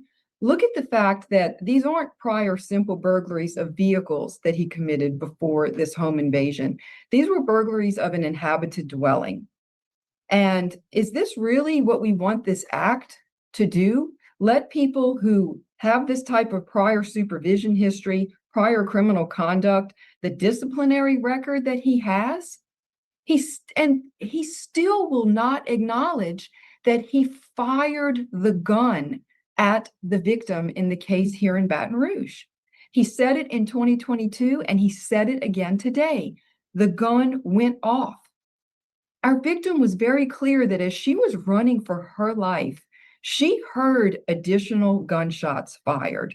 That's not a gun going off unintentionally. That is a purposeful discharge of a firearm at a human being with the specific intent to kill her. He also talks about this struggle. She was beaten. She was physically injured. This was a violent offense. It wasn't just a home invasion gone bad. He brought a gun and he used it. He keeps saying that, I want to better myself. He said, I wish I could change, but I can't. I guess he was referring to he wished he could change what he did that day so many years ago. I heard that as him saying, I wish I could change, but I can't, because he hasn't changed while in the Department of Corrections. Again, I said it back in 2022. I'll say it again today. Actions speak louder than words, and his actions show that he should not be granted parole. I do not know the underlying facts of those disciplinary write-ups in 2022. I am concerned about his programming. Based upon what I read in the record, he didn't start victim impact training until February of this year. If that is correct, this man's parole was denied in 2022. His request 1 year later was denied because of the disciplinary write-ups. So here we are over 2.5 years later, and he just started this in February.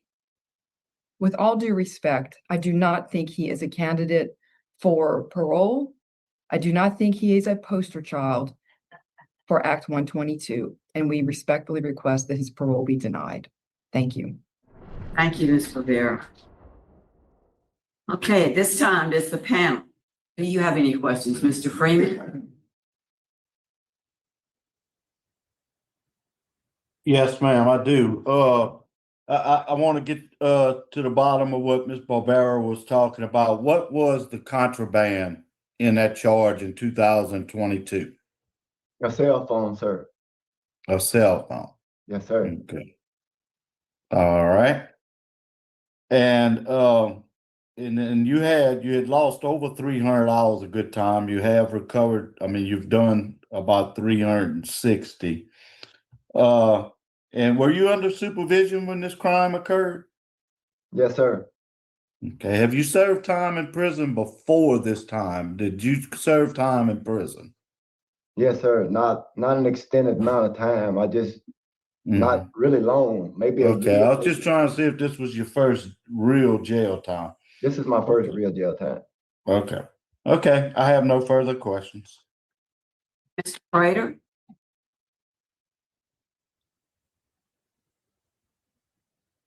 No, ma'am, I have no questions.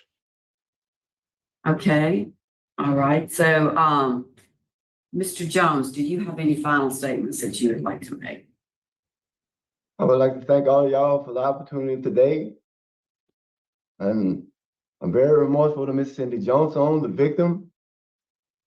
I just take all full responsibilities of my actions. I thank y'all. Okay, well, at this time, the panel is ready to vote, and since your case is mine, I'll vote first. Mr. Jones, you are now doing some things to better yourself. It seems like you waited way late to just want to do it because you see the opportunity to be able to get out. But that's still good. Like Mr. Freeman said, you've made up your lost good time and stuff like that. So you're on the right path. You have just served about half of your sentence, about half. It was very violent crime. You went into inhabited dwellings. There was a gun involved.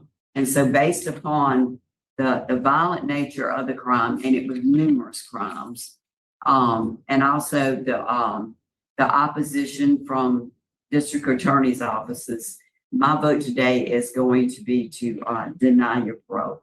Mr. Freeman? Okay, I do think you're heading on the right track now. I think it's a little bit too late for this hearing. So I want you to show it. I want you to show me that you can remain disciplinary free. My vote today is to deny law enforcement opposition, and all 3 victims were also opposed. So my vote is to deny. And Mr. Prater? Likewise, I feel like he's turned the corner, but I don't think there's been enough time since he turned the corner. And he's only served roughly half of a long sentence for a very terrible crime. And so for that reason, my vote is to deny. I want to encourage him. I know it doesn't want to hear that today, possibly, but when you get back to your cell and when you get back thinking about it tonight, be encouraged. You're doing the right things, and we want you to succeed. We want you to do right, but we have a lot of considerations when we hear one of these, and I think denial is the appropriate thing right now. Mr. Jones, parole has been denied today, and you've heard the reasons. So stay on the right track, and I know you'll be back before us again. So this concludes our hearing at 10:42 at Riverbend. All I can say is how amazing is the ADA Tracy Barbera. She is just something else. She really is. And that's why I'm such a big fan of her. She's not just like, going through it and like, this is my job and falling asleep on the wheel. Everything she said was so powerful, was such an explanation point. It was like, it was so much emphasis, everything. Every point that she listens, she's not just reading a script. She's listening to the hearing. She was reacting to what she hears, and she just lays down the raw facts. And I have to tell you, this case really got me upset, and I'll tell you why. It's because, yes, he did have a 2022 hearing. You could see it here in Sir Richard's spreadsheet. It's right here in row 657. And unfortunately, Louisiana, I don't know why they did this, but Louisiana has blocked off all the hearings up until a couple of years ago. They just shut it down. They did it quietly, unceremoniously. I'm not sure if there was any legislation that had to be passed, or they just simply privated all of these hearings. And that's why it wasn't a return of hearing. That's why we didn't do a flashback to the past. I would have loved to have played this hearing and made it a return of. This is really what makes this channel so different. So yeah, really bad news. And sadly, we have a lot of hearings that are coming up like that. Now, a little bit of the good news, or I should say, maybe just some, is that I did record many of the hearings. So even though they've turned it off, I still have it in my hard drives.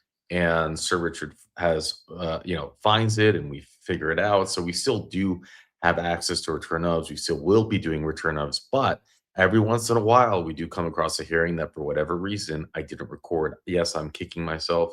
There's no excuse. I should have done it all. I just, the truth is it did cross my mind. I thought in my head, like, I need to make sure I do this. I need to make sure I record everything. And I kept thinking, well, why would they shut it off? Why would they do that? Like, they turn it on, right? First, they copyright strike me 72 times. I don't know if you guys know the lore, right? So they were upset that I was posting the hearings. They literally copy struck me 72 times. Someone in the state of Louisiana did this. This was under a Louisiana. It was Louisiana, which is copyright strike. Like it was literal fraudulent use of the copyright strike system. They tried to shut me down. News got a hold of it. There were news articles. You could type in Mandoo copyright strike on Google. You will see videos of it. And we won all 72 strikes with the help of the Mandoo community, with obviously the DUI guy, right? If you know him, his YouTube channel, he went and represented me at no cost. He's a hero to all of us. He just did not like the fact that the state of Louisiana was abusing the copyright strike system. We won all of it. We won it all. And the channels, of course, are here today. And then after we won that, they unlocked all of their channels. They just made it all available. As if, I don't know, is this that they thought maybe that was another way of getting back at me, or maybe there was some legal, I have no idea. I wish I could be a fly on the wall for the conversations that happened then. But they just recently shut them down. And I would love to know why. And then shut them all down. It was just like up into the year 2024 or something. And gosh darn it, it's really frustrating. It really is. If any one of you have an inside scoop on what's going on in Louisiana, please let me know. I'm dying to know. Anyways, so yeah, this hearing, it's interesting because on the outside, you would say, what, he served 29 years for home invasion? We see people who serve a fraction of the time for murder, for double murder, and it just goes, we had a parole hearing out of state of Connecticut the other day for someone who killed 4 people. He in a house, not 4 people over the course of, not like, in a car accident. No, he pulled out his gun and hunted 4 people down in a house and killed them all. And he has a parole hearing because he was under the age of 18. That's an insane hearing. That is so insane. Go to Mandoo channel 2 if you want to see it. Anyways, and so there are many that would say, look, he served 20, like, this is insane. Let him out. Like, we people. But when Tracy Barbera lays down kind of like the facts of the case, well, in his parole hearing he just had in 2022, and he completely fell apart and all those things. And really, it's like, yeah, you know what? I believe with that information, knowing that information, that you parole him, he will get revoked. He will. He just doesn't have it in him not to. And they just want to have more clean time. They want to see him mature. And also, what's just crazy is, again, how he doesn't change his story. It's like, the gun went off. Okay. And you know that they would have discussed that in the last parole hearing. It was probably an epic parole hearing. I don't know who the parole board members were. Usually Sir Richard leaves that information. I actually don't know who would have done it. But if it was a Bonnie Jackson hearing, we would have gotten the full details. And of course, he shows up all these years later, 4 years later, and nothing, no empathy, like nothing. No, doesn't, just be honest. You know what I mean? It's like, you served 29 years, just be honest. But he just can't help himself. We see that so often. But yeah, anyways, there's no appeal. I know we went to trial, but even in the spreadsheet, I don't see an appeal or any other information to share, any other context. But Tracy drops the mic. She lays down the facts. She tells the whole story, and the whole story is so important for all of you. You might mean well. You might be sipping a latte, meaning well, sipping that latte. You probably tipped nicely when you bought that latte and sipped it, and virtue signaled about how this, man is in prison in Louisiana, likes to imprison everybody for 29 years for breaking into a house. But when you have the full story, you can sip on that latte as hard as you want. It's not going to change the reality. Does that make any sense? I don't know. We can go into one more hearing. Okay, good afternoon. Mr. Jackson? Captain Miles. Yes, he's present. That's Captain Miles. Yes, ma'am. I used to work with you at the Sheriff's Office, Carolyn Stapleton. You did. We know each other. Yes. Great to see you. Good to see you too. All right, well, let's see. We're going to start off today. It's May 21st, 2026, and the time is 12:44. And we're here to have a revocation hearing on Mr. Joseph Jackson, please. Is he around? Yes, he is. Oh, good afternoon, Mr. Jackson. Good afternoon, ma'am. Let me introduce myself. My name is Carolyn Stapleton, and I'm going to be the chairman today on the hearing for the Pardon and Parole Board. And also joining us Zoom is Mr. Pete Freeman and Mr. Steve Prater. And I've got that your location is the East Baton Rouge Parish Jail prison, right? Okay. Yes, ma'am. Okay. Would you please, for the record, will you please give your name and your DOC number? And my DOC number, Joseph Dwayne Jackson Senior, 387914. Okay. All right. And that Captain Miles or Miles? For the record, would you give your name, please? Captain Barry Miles, Chief of Intake and Release, East Baton Rouge Parish Prison. Okay, thank you, sir. Yeah. Okay. Today your case has been assigned to Mr. Pete Freeman, so I'm going to pass it along to him. Yes. Well, first let me ask you, did you have a questionnaire? I forgot to ask you that. Did you have a questionnaire? No, ma'am. Oh, Okay. yes, ma'am.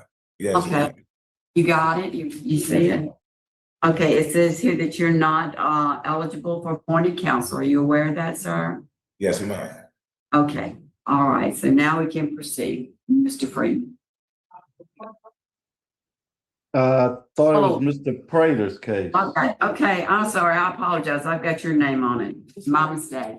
Mr. Prater. Mr. Steve Prater is going to take the case. Okay, Mr. Jackson, just got a few questions to ask you. And I think I hope that we're going to hear from Savannah Corona here. I see someone else is on Zoom, but it doesn't have their name. I'm hoping that's Savannah. Is that correct? Yes, sir. Okay. All right, Mr. Jackson, you're charged when you get out of jail and get out of prison on parole. You agree to certain conditions. One of these conditions, you agree not to have anything to do with criminals or illegal drugs or crime or commit any crimes and that sort of thing. And you're charged with a crime. And this, and of course, I understand that you've already pled guilty. So we're through with that court case. Is that correct? Yes, sir.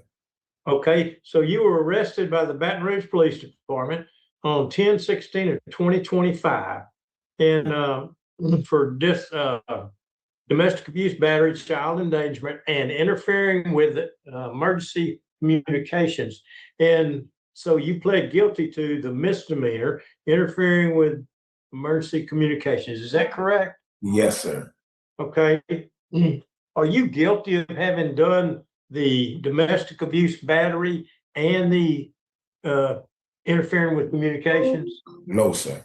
Okay, are you guilty of, I assume you're guilty of the communication, correct? Yes, sir.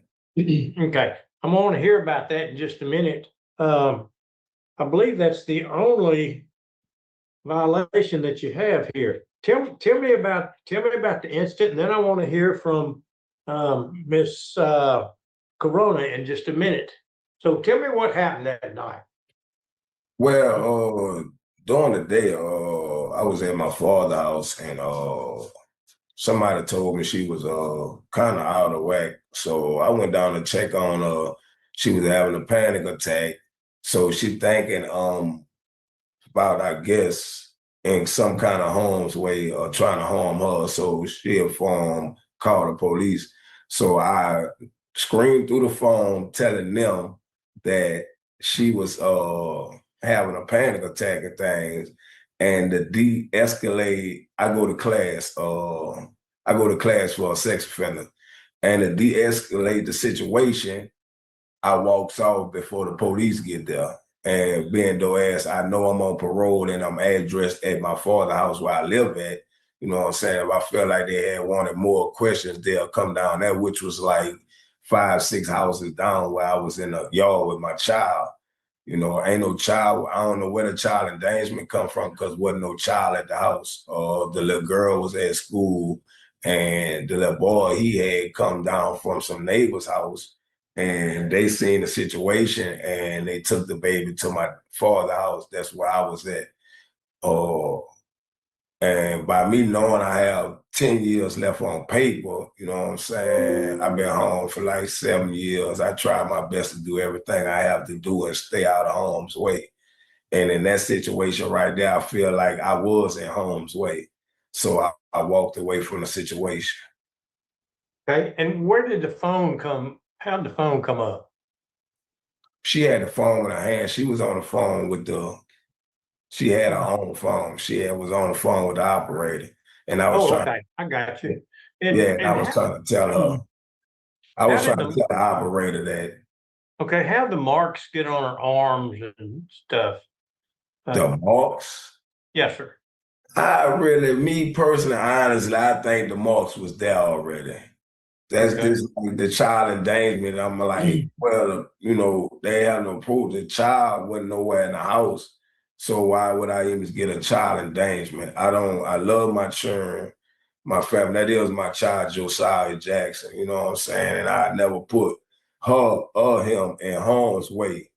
You feel what I'm saying? I'm not that type of person. I would have jailed when I was 15 years old. Did you hear what maybe you misunderstood what I said, Mr. Jackson? I was wondering where the marks on her arms, on Miss Savannah Corona's arms came from. The police report mentioned that there was some redness or swelling on her arms or something.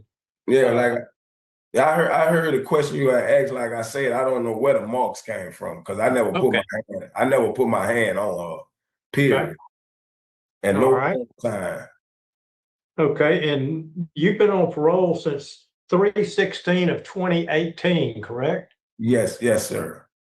And I've read every one of your entries, where from your parole and probation officer or agent, and I've read every one of them in it, and I've got to compliment you on you have done everything that's expected of you. And that was apparent in reading through that long list of things for the last 7 years or however long it's been. You've done what you need to do to stay out of jail, and I compliment you on that. Thank you, sir. Okay, let's talk to Miss Savannah Corona. Yes, sir, I'm here. Okay, Miss Corona, tell us what you want to and what you think about Mr. Joseph Jackson. And I understand y'all been together for 5 years. Is that correct? It's actually 7. We've been together for 7 years. 7 years. My goodness. Okay. All right. Well, tell me about this fella and about that night or afternoon in question. Okay, so I'll start with what happened. I was having a panic attack, and they called Joseph to come and try to calm me down. When he got there, I was hallucinating. I was thinking he was trying to hurt me. When I have panic attacks, I hurt myself.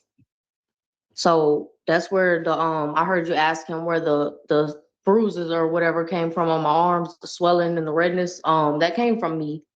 I did that to myself. And the only thing that Joseph tried to do was calm me down. He grabbed me, he kind of held me, and it was like, please calm down. And I thought he was gonna hurt me. So I was trying to call the ambulance on myself already. And when they got there, they didn't even take me to the hospital or nothing. All they did was put a warrant out for Joseph. He's a very good person. He takes care of the babies. He don't do nothing wrong. This shit, excuse my language. This is all my fault. I didn't mean to say that, but this is all my fault. He doesn't deserve to be in jail. He didn't deserve to be there for 7 months. Okay. He does everything he's supposed to do. He goes to class. He pays his fees. He does everything he's supposed to do. Okay. All right. And do you have panic attacks frequently and have a history? I do. I have anxiety and major depressive disorder. I have bipolar disorder. So I wasn't on my medicine. You're lucky to have him around, aren't you? Yeah. And he's lucky to have you, it sounds like. Okay, did my board have any more questions of Miss Corona before I move back to Mr. Jackson? I just wanted to say that when you listed the problems that you have, I do know that some of those problems that you mentioned, that people will have an episode, and during those episodes they do hallucinate. So that is possible. That's what happened. Okay. All right. Mr. Jackson, do you currently have a job? Well, I was working at RDI, which is the garbage place, and I used to ride a bike from my house to Baker, Louisiana. Well, right off the entrance of Baker, Louisiana, to go to work in the morning. Even if I don't get a truck, it's almost like a temp service. If I don't get a truck, I just go back home, probably cut grass in the neighborhood, you know what I'm saying, fix stuff, help around, try to Do you make. think you can get back to working there again? Yes, sir. Okay. All right. Let me ask about your history. I know that you're on parole for a forcible rape and an armed robbery, which are both very serious things, but that you're a first offender. Do you Yes. have any charges prior to that? No, sir. I Okay. was incarcerated as a juvenile. I'm sorry, say that again. I was incarcerated as a juvenile. Oh, okay. Okay. All right. That's that's all I've got. Yeah, I just have one question. Are you allowed to be around your children? Yes, yes, sir. Okay, so Yes, sir. you do have that. Okay, Yes, thank yes, you. sir. Okay, so panel ready to vote? Ma'am, I'm ready. Okay, Mr. Prater? Because of Mr. Jackson's his attitude and his years of parole that he's been doing right, I don't want to turn things around and throw him back in jail and revoke his parole. So I want him to go back and pick up where he left off with the understanding that this is, I don't have to tell him how serious this was and how close this was, but my vote is that we not revoke him, that he be returned to supervision. Mr. Freeman? Mr. Freeman? I concur. I concur with Mr. Prayer. I think he's done a good job. And after listening to what his significant other had to say, I think it'd be best to just continue him on supervision. Hey, and I also concur, do not revoke. And Savannah, honey, you need to take your medicine for everybody's sake, okay? Yes, ma'am. Please do that. All right, so today, Mr. Jackson, you have not been revoked, and that concludes our hearing. All right. Good luck, sir. Or so you make it out of all this. Thank you. You're welcome, Yes, sir. yes. And again, I wish I had context information to share, but it's happened so long ago as crime. It seems that his first offense was forcible essay and robbery, and it happened when he was a juvenile. So it would have happened many, many, many, many years ago. I guess he gets out, and I mean, here's the craziest thing. It could have gone either way. I mean, it's pretty far-fetched to believe, well, she was hurting herself. I mean, we hear that story all the time, and it's like, why would you believe it? And but they chose to, and maybe it is a case where she's speaking the truth. I mean, it certainly would make sense if she has all of those problems. That, I mean, at least it makes sense why she would do it, not just like it's not as at least there's a reason as to why she would do it, versus how many stories we hear where they're like, well, I hurt my eye because the steering wheel jumped out at me, and they come with the most bizarre, literally dog ate my homework stuff. And this is more like, no, I have these issues, and I do that because of these medical issues. I could have seen this so easily going the other way, though. And I don't know what the sheriff means, if he was being sarcastic when he's like, well, I guess she's lucky to have you. You're good for each other. It's like, wait a minute, what? No, you just sent me to prison for 7 months. What are you talking about?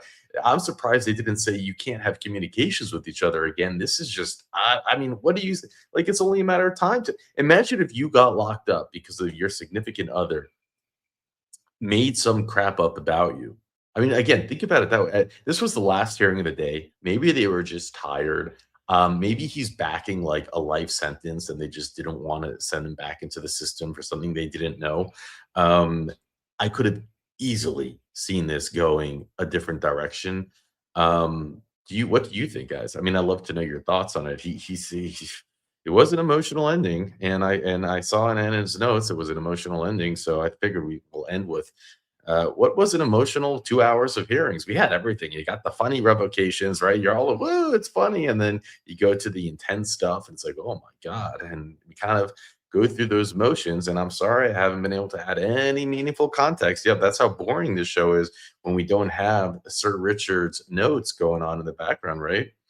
So y'all, you don't know what you have until it's gone. And just, it's not like Sir Richard's more ill. I mean, he's ill. He's always ill. He has a an illness that is, but recently he hasn't even been able to be vertical, as he calls it. And he's not complaining. I've never heard that man complain. He just said, sorry, I couldn't get to it. Anyways. All right, guys. We're not going to do a song. We're not going to do a song for today just because we had the serious hearings in the mix. It wouldn't be appropriate, I don't think. So we'll just end it at that. Thank you very much, and I'll see you on the next one.